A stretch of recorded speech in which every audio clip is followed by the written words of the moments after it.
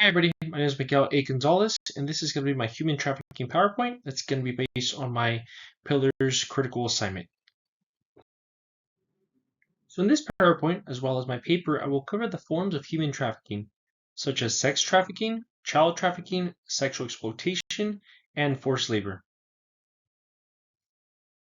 In my Pillars paper, I covered the deadly trio, which encompasses sex trafficking of women and children, who are predominantly the victims of this trade.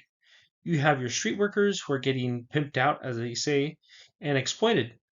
In a less visible area, you also have children who are also used for sexual services. Because we now live in the digital age, a lot of this trade has moved online, making it difficult to track.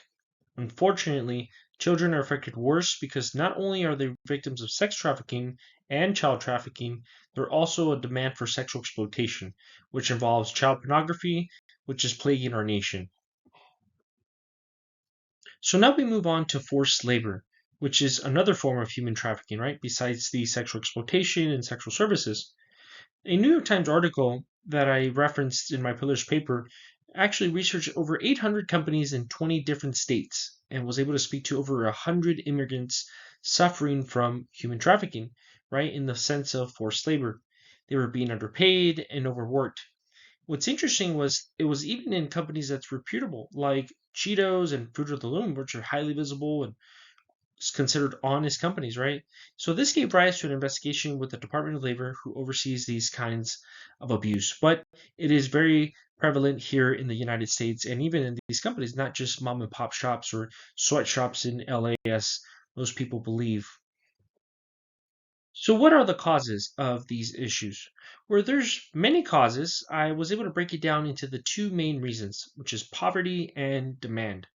Unfortunately, in places where there's lack of opportunity and poor conditions, you have a rise of individuals, like traffickers who will infiltrate these neighborhoods and then promise these people a better life, a better income, and they fall for it. Unfortunately, once they make that step, they can never go back. So this is very tempting for these individuals to have a better life. Maybe they don't have any malicious intent into joining these services because they don't understand the severity of it, but unfortunately, once they become victims of this industry, they can never leave. Additionally, the demand for sexual services is a profitable business. Its estimated value of $900 billion worldwide.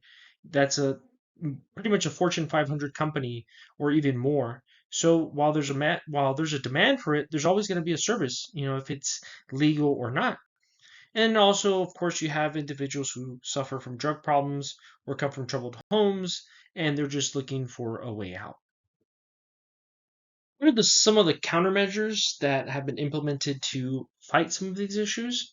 Well, you have task forces like ICAT, which is Internet Crimes Against Children, who have arrested over 80,000 individuals, viewed more than 800,000 cases suspected of child abuse cases involving child pornography. A lot of these arrests lead to individuals with pedophilia. They've been arrested for possession of child pornography or solicitation with the intent to have sexual intercourse, and which becomes very effective in fighting this issue. Unfortunately, as many people know, we've seen in the last couple of years where the Biden and the Newsom administration have been actively trying to defund this organization, which is going to affect its overall efficiency and effectiveness towards combating this issue. Another law that was taken into effect was the Sesta FOSTA, I believe if that's pronounced correctly, which was developed to help counteract the uprise of sexual services online. A perfect example was Craigslist, which had these services under their platform, and a lot of these people were utilizing it for human trafficking or for purchasing, sexual services.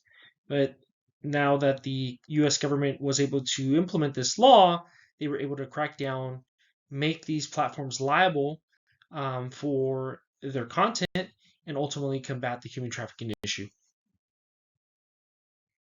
And now we move on to the public policy that has been implemented for better or for worse. So last year we saw the implementation of SB 357 here in California, which legalized loitering with the intent of prostitution. So the goal of this bill was allegedly to restrict law enforcement from systematically targeting people of color and members of the LGBT community. But this is counterintuitive because the only way to help these individuals is to be able to take enforceable action towards their trade.